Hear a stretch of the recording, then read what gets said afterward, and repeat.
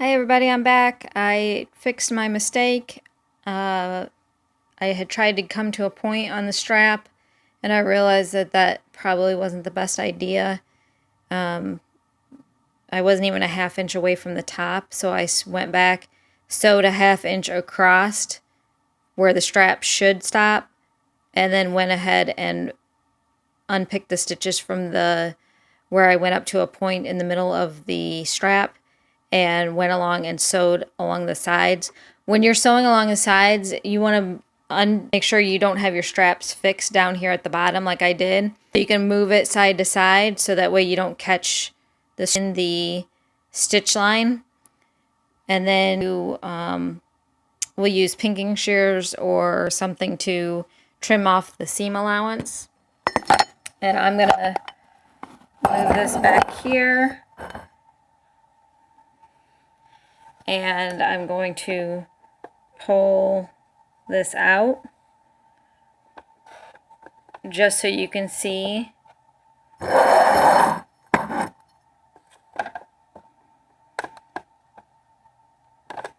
Maybe.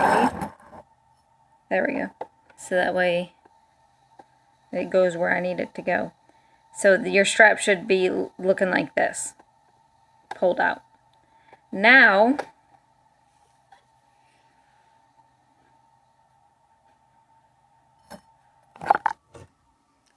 I told you that I would show you how to hide the back inside this side seam.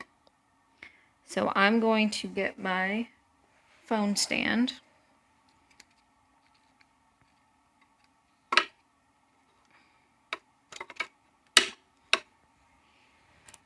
And see if I can get it on here. All right.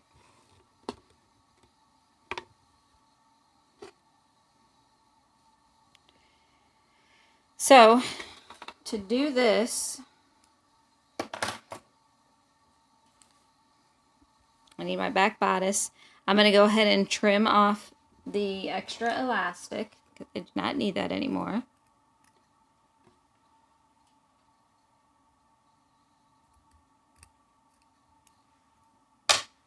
And you can do this two different ways. So you can have it like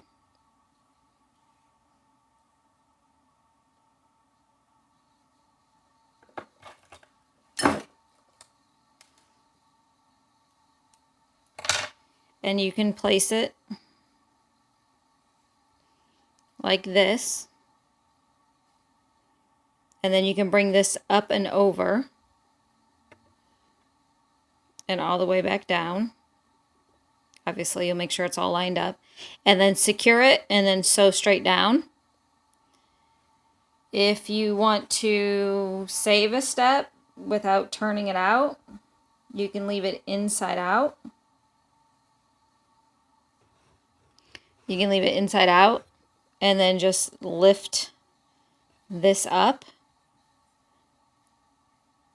pin it, and sew straight down. There is a third option, which I've already gone too far, but when you're sewing your bodice lining in, you can go ahead and have this pinned to the front, and then when you pin your lining on, you would just keep sewing here, pivot down. Let me move it so you can see. You would sew down to this point, and then you would pivot down to the rest of the seam allowance, and that would do it in one shot. So let me go ahead and get this clipped, and then we'll sew it on. And obviously you can see the back is smaller than, actually you can't see that. The back is not as wide as the front, so it will not perfectly fit. We're going to have to kind of bunch up the front to get that ready to go. So what I like to do is I like to match it right up to that seam. And then I'm going to put a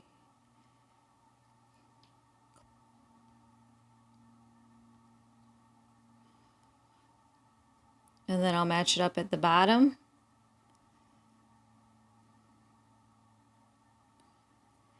If you have glue, we can do glue. I'll show you that on the other side. Glue also helps if you don't want to use clips. So we've got that. And then you just put this over. So you've got your main fabric. Your back bodice is in there facing the main fabric. So right sides to right sides. And then the lining is on the back. And remember, I trimmed it a little bit, so pull it all the way down. And I'm going to add a new clip right next to the old one. And then I can take the old one out. And I'll move that clip over here. This way you don't accidentally sew over any clips. I'm going to add that just for a little extra stability. So I'll show you that way, and then let me go grab my glue, and we'll glue the other side and show you how that works as well.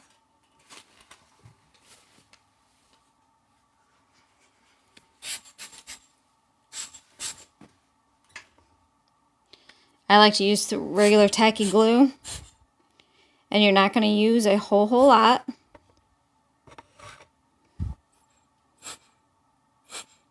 And this stays in the seam allowance, so it's not like you're going to be sewing on top of it. But usually I'll let it dry a little bit. So just gonna... And then I'm going to match it up. This is really helpful too, to use the glue if you have stripes that you're trying to keep together. You want to make sure that you're right along that line and not over the line. And then we can glue the lining down as well. Yeah. Glue stick works too.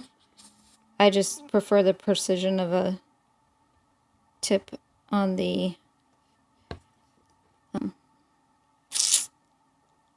tacky glue box.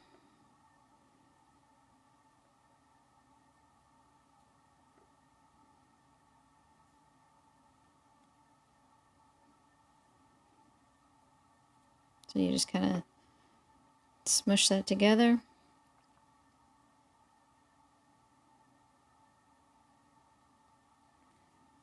Alright, so I will put one clip there just to hold it while the glue is drying.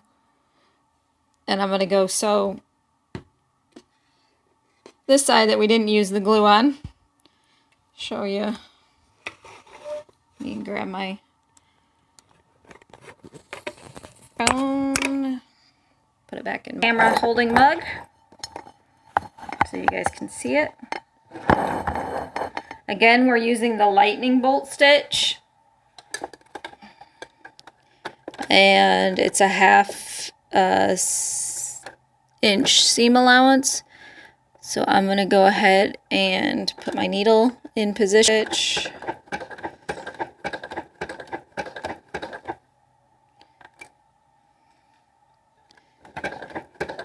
I also have a trick on how to hide all the seams inside your swim bottoms, or really any lined top. Like if you're lining the Sanibel top, you can hide all those seams in between the layers versus doing, and it's in one step. You don't have to sew your lining pieces together and then sew your main pieces together and then slip one in the other. This gets it done in one fell swoop.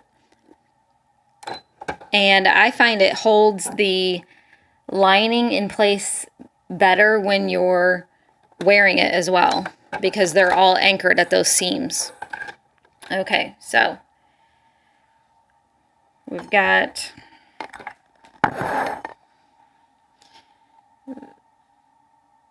that first seam done. This is upside down. There's the lining side of it. Okay, I'm going to trim part of it. Before I trim though, I always double check and make sure that it lined up perfectly. So that's actually really good. So you can see here too where the seams are hidden. It's hidden in the front bodice between the lining and the main. So you really don't want all that bulk anyways. So I'm going to trim the seam itself, and then I'm going to trim a little bit extra on the corner. It's not adding bulk to that corner.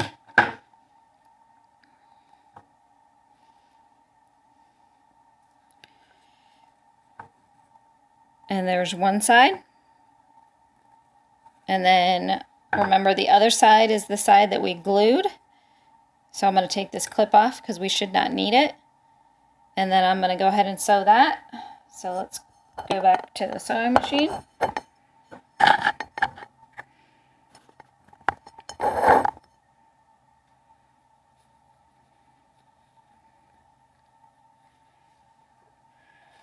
Alright, and you can kind of see, remember how I told you the back was longer than the front? So you can kind of see how it's all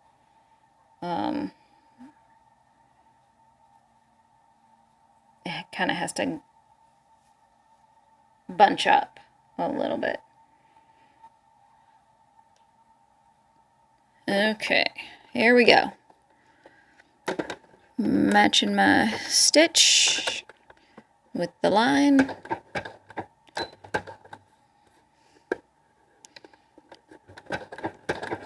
So you remember, you can't even see, move the thing. You remember the glue is actually right along the edge, and I'm stitching way over here. So there's really no chance, especially when you're using tacky glue, because it's not as wide of a tip there's really no chance that you should be sewing over glue.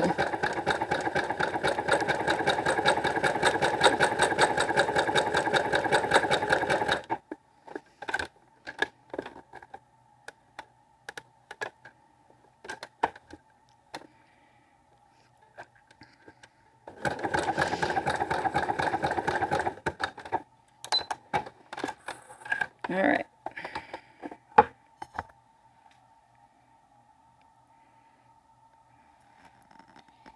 So let me put this back here. See if I can hold it like that. I need to hire a cameraman, I think. So there's that last sewn.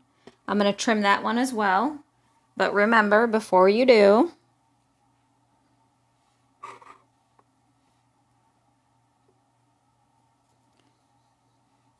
take a look at it. This one looks like I've got a little extra room, so I can go in and tighten that up. Let me turn it right inside out and take a look.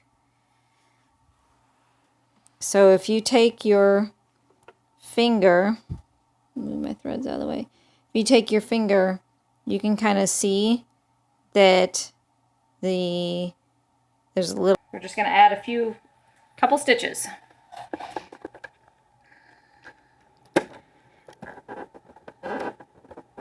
Right where that joins.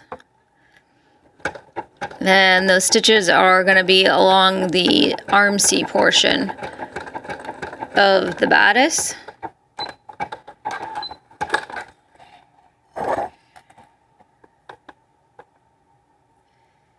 See if that fixed it.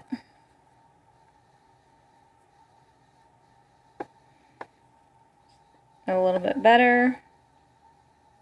So I think once we trim that seam, it should be good. So I'm going to trim it and get the bulk out of the corner. You're getting rid of that glue. So you should be able to separate the layers again. I'm going to trim a little bit more of the top bulk. I'm going to flip it right side out.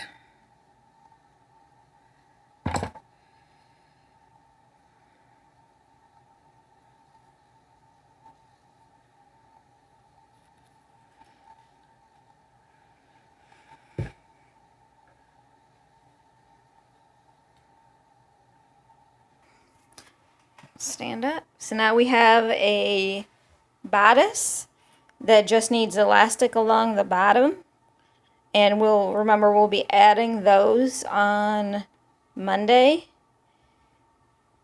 And flip around, show you the back. So if you remember, I trimmed a little bit of the lining. So what I'm going to do is I'm going to pull this lining down, and I'm going to just do a zigzag stitch across the lining in place. And then I will there is, it's hard while I'm holding this phone. There's an option where you can go through here and add a zigzag like top stitch, or if you have a cover stitch machine or anything. I'm not sure how easy it is to pivot on the cover stitch. I usually just sew in the round. But there is that option if you want a cover stitch. If you want, you can try to understitch, where you sew a straight stitch allowance to the lining. I usually will, if the lining is rolling forward, I'll usually just go ahead and add a zigzag. Once they're wearing it, you really can't tell unless you get super close that it's been top stitched with a zigzag. So